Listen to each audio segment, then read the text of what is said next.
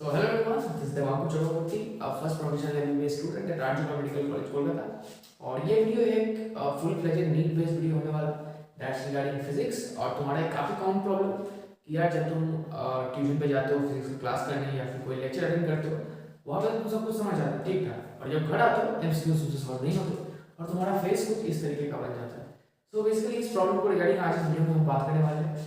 सो यहाँ पे चार बेसिक चीज़ है, चार बेसिक तुम्हारे प्रॉब्लम्स है इसको रिगार्डिंग।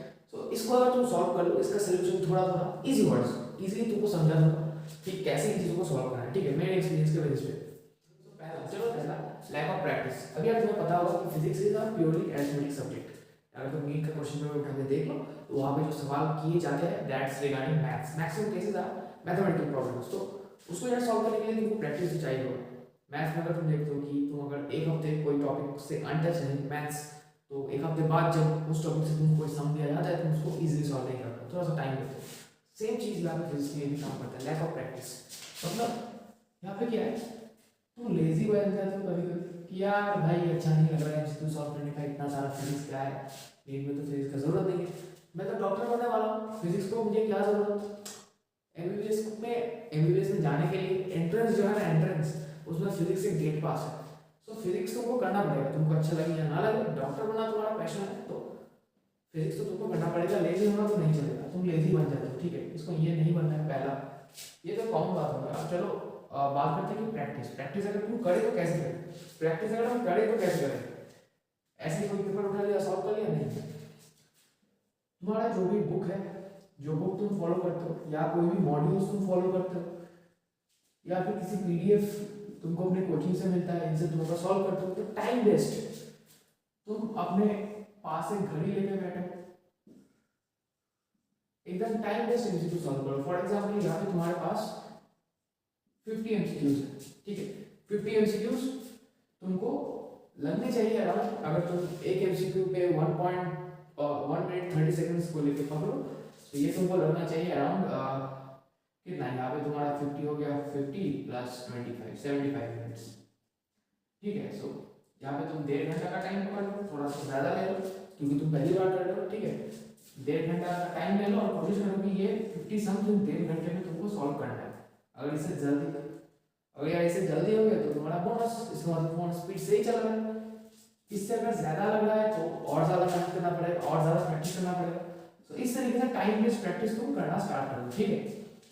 और यार देखो, तुम बोलो कि अभी मान लो दिसंबर है, नीट में ज़्यादा टाइम नहीं है, बट तुम देखो जब तुम सॉल्व करने बैठते हो सम, तो ऐसा नहीं होता कि सारे सम नहीं होते, कुछ स्पेसिफिक टॉपिक्स है जिनसे सम तुम करने में डिफिकल्टी फेस करते हो, उन टॉपिक को आइडेंटिफाई करो। ऐसे करते करते तुम पता लगा लो कि कहाँ पे तुम्हारा मेन फ्लॉ है, सिर्फ उन्हीं को इम्प्रूव करो। नीट में दो टाइप ऑफ क्वेश्चन आते हैं, नीट में दो टाइप ऑफ क्वेश्चन पूछे जाते हैं। एक होते हैं तुम्हारे डायरेक्ट फॉर्मूला बेस्ड, एक है तुम्हारे कॉन्सेप्ट बेस्ड। अभी जो फॉर्मूला बेस्ड है इनको तो तुम यार एक फॉर्मूला चार्ट से कर ही लोगे। फॉर्मूला चार्ट मैंने अपने पिछले वीडियोस में भी बनाने के लिए बोला था। फॉर्मूला चार्ट अगर तुम्हारे पास नहीं है तो नीचे टेलीग्राम ग्रुप का लिंक दिया है डिस्क्रिप्शन में, तो वहाँ पे जाके मेरे टेलीग्राम चैनल DT मिनट से तुम इसका फॉर्मूला चार्ट डाउनलोड कर सकते हो, ठीक है। तो यहाँ पे सेकेंडली कॉन्सेप्चुअल बेसिस, जिसमें तुम्हारा प्रैक्टिस अंडरस्टैंडिंग जरूरत, उनको तुम इस बेसिस पे करो। डायरेक्ट फॉर्मूला बेसिस तुम कर लोगे एग्जाम। अब बात होती है मेमोराइजेशन। अब कई लोग क्या करते हैं कि सम्स को डायरेक्टली मेमोराइज करने की कोशिश करते हैं। क्या करते हैं कई लोग, डायरेक्ट सम्स देखा, टेक्निक को मेमोराइज कर लिया कि हाँ ये सब ऐसे ऐसे ऐसे होगा। मेमोराइजेशन से काम नहीं चलेगा। बुक्स में एक स्पेसिफिक टाइप दिया रहेगा, एक टाइप दिया रहेगा, टेस्ट में कोई दूसरा टाइप आएगा, तो तुम कैसे को रिलेट करता हो। मेमोराइजेशन से फिजिक्स याद नहीं होता, इसको यार पूरी तरीके से काम करो।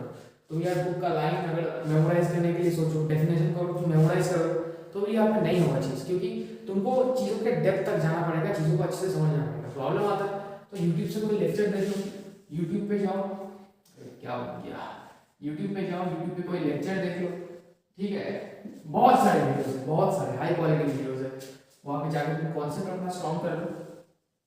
बट कभी भी अपना फिजिक्स मेमोराइजेशन से मत डेवलप करो, ठीक है, ये नहीं करना है। Third point, anxiety. हम लोग बहुत ज़्यादा एंशियस हो जाते हैं कि टेस्ट में हमारा कैसा मार्क्स आएगा, कैसा हम परफॉर्म कर पाएंगे, इस फीलिंग को यार दूर भागना है। इस फीलिंग को कैसे दूर बनाना है? कॉन्फिडेंस। कॉन्फिडेंस कैसे आएगा? टेस्ट सीरीज सॉल्व करने से। कई लोग डरते हैं कि मैं टेस्ट नहीं दूंगा, मेरे कम मार्क्स आ गए तो। अरे तुम टेस्ट सीरीज नहीं दोगे तो ही तुम्हारे कम मार्क्स आएंगे। टेस्ट सीरीज अगर तुम देने स्टार्ट करोगे, 450 आया पहले पिछली 450 आया पिछली बार, ठीक है 450, तो थोड़ा सा कॉन्फिडेंस डाउन हो गया। अब तुमको यार थोड़ा सा इंप्रूव करना है। अब तुम यहाँ पे सोचो कि 450 से 650 नहीं होगा, 450 का बाद तुम टारगेट करो 520, तुम्हारा आएगा 505, ठीक है पास पहुंचे टारगेट पे। अब तुम टारगेट करो 560, ठीक है शायद तुम यहाँ पे 570 या 560 तक ही पहुंच गए। अगला टारगेट करो कि इस मार्क्स को कंसिस्टेंटली मेंटेन करने का, 570 580 570 मेंटेन करो, 580 590। धीरे धीरे तुम अपने आप इस मार्क्स को एट द एंड ऑफ 4 और 5 कंसेक्यूटिव टेस्ट इसको 630 625 इस रेंज में यार आराम से कन्वर्ट कर लो।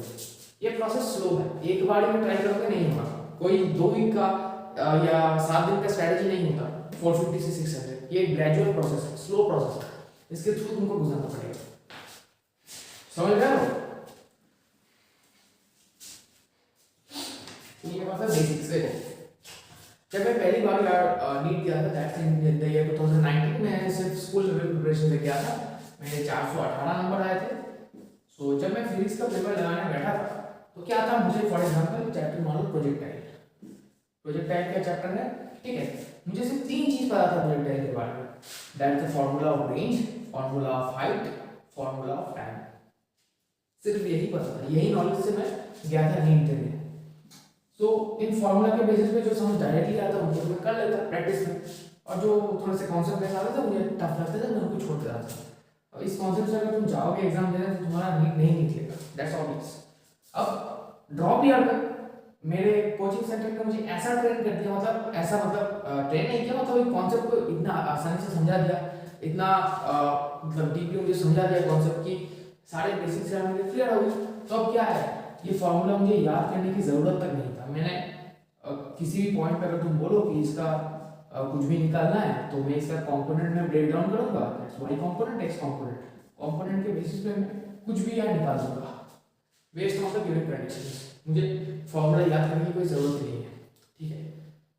2 एक्सिस है ना, एक एक्सिस का तुम्हें पता है बचपन से करते आ क्लास 7 8 से, एक एक्सिस, तो ये दोनों एक्सिस को तुम मिक्स कर, दोनों एक्सिस को तुम मिक्स अप कर दो, धीरे धीरे समझ जाओगे। अगर तुमने प्रोजेक्टाइल चैप्टर किया है तो I hope you are getting what I am trying to say. Okay, तो यही है 4 बेसिक पॉइंट, इनको यार तुम ध्यान में रखोगे तो आप फिजिक्स अगर तुम देखो नीट के रिगार्डिंग तो काफी कॉन्सेप्चुअल, काफी इजी आता है। तो यही है बात, 4 चीजों को ध्यान में रखो, आराम से हो, और ज्यादा यार टेंशन मत लो, एग्जाम देते रहो। और जो मैंने बताया मिटा दिया अभी कि स्लो प्रोसेस है, एक बार में मार्क्स 450 से 650 नहीं जाएगा, धीरे धीरे तुमको ट्राई करते रहना होगा, होप कभी मत होगा, ठीक है। So that's it for today guys, मिलते हैं बहुत जल्दी एक वीडियो में, तब तक के लिए